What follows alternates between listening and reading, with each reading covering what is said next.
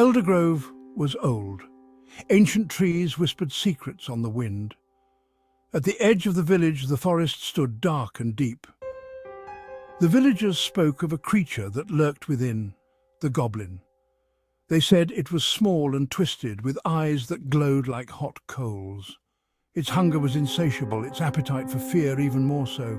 The Goblin, they whispered, feasted on the fear of children. No one dared to enter the forest after dark.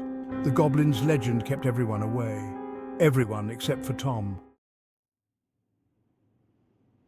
Tom was different.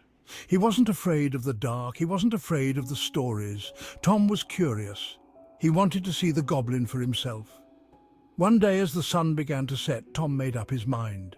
He would go into the forest. He would find the Goblin. He told no one of his plan. He knew they would try to stop him. He slipped out of his house, a knapsack on his back, and headed toward the trees.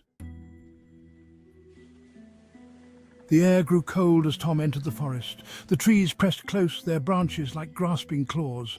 The light faded, leaving only dappled shadows on the forest floor. Tom walked deeper. He wasn't scared, not yet. He was excited. He felt like an explorer, venturing into uncharted territory.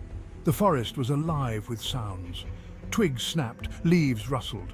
Tom pressed on, his heart pounding in his chest. Then the light vanished. The sun had set and the forest was plunged into darkness. Tom stumbled, his foot catching on a root. He fell, scraping his hands on the rough ground. He got to his feet, fear prickling at the edges of his courage. He could hear sounds now, closer than before, heavy breathing, the scraping of claws on bark. Tom wanted to run, but he was lost. He was alone, and something was hunting him.